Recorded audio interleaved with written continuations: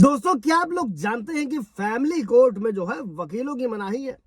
और family court में किसी भी प्रकार की पैरवी करने के लिए एक राइट के रूप में वकील को पेश नहीं किया जा सकता। जैसा कि आपराधिक मामलों में एक एडवोकेट को पैरवी करने के लिए पेश किया जाता है जो भी अभियुक्त होता है, और अभियुक्त का ये राइट होता है दोस्तों। और सिविल मामलों में भी क्या होता है कि राइट होता है और अधिकार पूर्वक एडवोकेट को जो है वो नियुक्त किया जाता है। जबकि दोस्तों फैमिली कोर्ट में एडवोकेट्स को एक अधिकार के रूप में पेश नहीं किया जा सकता। पर अगर कोर्ट ये चाहता है कि कोई एक पक्षकार है या एमएक्स क्यूरी के रूप में वकील को जो है वो नियुक्त किया जा सकता है, और तब ऐसे वकील के संबंध में क्या होगा, न्यायालय परमिशन दे देता है। और आमतौर पर यह देखा जाता है दोस्तों कि आजकल क्या हो गया है कि फैमिली कोर्ट में भी वकील लोग पैरवी कर रहे हैं। और इसका कारण सिर्फ और सिर्फ क्या है दोस्तों कि इतनी सरल प्रक्रिया भी पक्षकार समझ नहीं पाते हैं और उन्हें वकील की सहायता लेनी पड़ती है, और वादी और प्रतिवादी दोनों ही अपनी ओर से एडवोकेट को खड़ा कर देते हैं दोस्तों। अभी तो मेरे ही व्यूवर थे, मतलब क्लाइंट थे, जो है उनका 5 सालों से मुकदमा चल रहा था, महिला थी और घरेलू हिंसा हुआ, सारे मुकदमे हुए, मेंटेनेंस का पता ही नहीं था दोस्तों, जो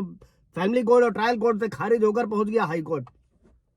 ये नासमझी की वजह से, आपके पढ़ाई न करने की वजह से, आपके चीजों को समझने की वजह से नहीं। आप कंसल्ट कीजिए, एडवोकेट से सलाह लीजिए, 2-4 लोगों से मिलिए, उसके बाद अपना केस हैंडल करिए और एक अच्छे वकील का चुनाव करें जो आपके लिए अच्छे से पैरवी कर सके। और दोस्तों था क्या कि फैमिली कोर्ट को बनाने का जो पर्पस था वो फैमिली से संबंधित मामलों को जल्दी से जल्दी निपटाना था। और जो घर परिवार में विवाद होते हैं, मेनली पति और पत्नी के बीच में जो होने वाले विवाद होते हैं, और इस एक्ट को बनाया इसलिए गया था कि पारिवारिक विवादों को निपटाने के लिए अलग से कोर्ट बनाई जाए। और सिविल न्यायालय में क्योंकि होता क्या है दोस्तों, बहुत सारे मैटर्स होते हैं और इतने सारे मैटर्स होने के कारण किसी भी मैटर में जल्दी न्याय नहीं मिल पाता है केसों में दोस्तों। और परिवार के विवाद भी क्या है, सिविल न्यायालय में सालों साल अटके रहते थे और पक्षकारों को न्याय नहीं मिल पाता था। और इसी सारी परेशानियों से निपटने के लिए सरकार द्वारा फैमिली कोर्ट एक्ट जो है 1984 लाया गया था दोस्तों, जिसमें क्या था, मामले देखे जाएंगे तलाक से संबंधित, जुडिशियल सेपरेशन से संबंधित, अगर दाम्पत्य जीवन की पुनर्स्थापना वाले मामले हैं, हिंदू मैरिज एक्ट सेक्शन 9 जिसे बोलते हैं, भरण पोषण यानी कि मेंटेनेंस से संबंधित मुकदमे, बच्चे की कस्टडी का मैटर, पति पत्नी के बीच होने वाले जो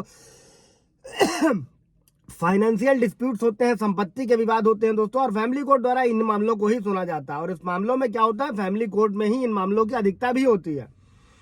अभी एक चीज और समझिएगा दोस्तों, जो कि फैमिली कोर्ट की कार्रवाई होती है वहां पर भारतीय साक्ष्य अधिनियम जो है वो पूर्ण तरीके से यानी कि पूरी तरीके से लागू नहीं होते हैं। जैसा कि सिविल कोर्ट में जो है भारतीय साक्ष्य अधिनियम के जो प्रावधान होते हैं वो उनका बहुत ही गहनता से पालन किया जाता है। जबकि फैमिली कोर्ट में जजेस जो होते हैं दोस्तों वो किसी भी सबूत को देख सकते हैं और किसी भी सबूत के आधार पर निर्णय सुना सकते हैं। फैमिली कोर्ट अधिनियम के अंतर्गत क्या है, इसको देने का कारण क्या है कि जजेस को भी ये सरलता रहे, अपने स्तर पर तर्क और बुद्धि का इस्तेमाल करते हुए किसी भी मामले में निर्णय सुना सके।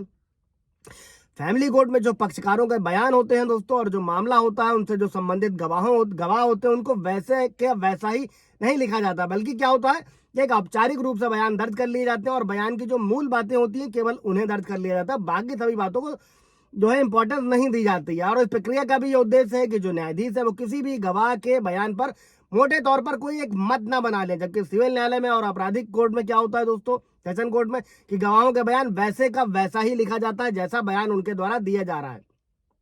और फैमिली कोर्ट में किसी भी मैटर को दर्ज करने के लिए जो है नाम मात्र की ही कोर्ट फीस भी होती है दोस्तों, जो देनी पड़ती है। और सिविल न्यायालय में क्या होता है, अगर कोई मैटर दर्ज कराना होता है तो एक बहुत बड़ी धनराशि कोर्ट फीस के रूप में पक्षकारों को अदा करनी होती है।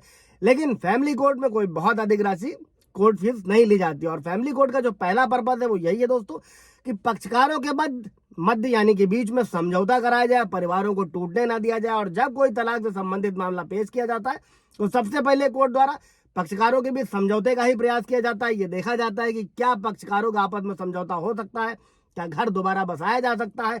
अगर कोर्ट को ये लगता है कि पक्षकारों में किसी प्रकार का समझौता होने की संभावना नहीं है तो आगे तलाक की कार्रवाई बढ़ाई जाती है। लेकिन अब इसका जो सेकंड जो विलन पार्ट है वो ये है दोस्तों कि पता चल रहा है कि 5 साल 10 साल 15 साल मुकदमा खींचा जा रहा। 2002 में दाखिल किया है, 2019 में जजमेंट आ रहा है। तो ऐसे जजमेंट का भी जो है अब एज निकल जाने के बाद में उसका कोई अस्तित्व तो नहीं रह जाता। ऐसे में आपको क्या करना है, अगर आपका भी कोर्ट मैटर 5 साल 6 साल से ऊपर खिंच रहा है तो आपको हाई कोर्ट जाना है, रिट पिटीशन लगानी है और अपने मैटर को जल्द से जल्द खत्म कराना है। इससे रिलेटेड कोई सवाल जब होगा दोस्तों कमेंट में पूछेगा, क्लियर किया जाएगा। Thank you.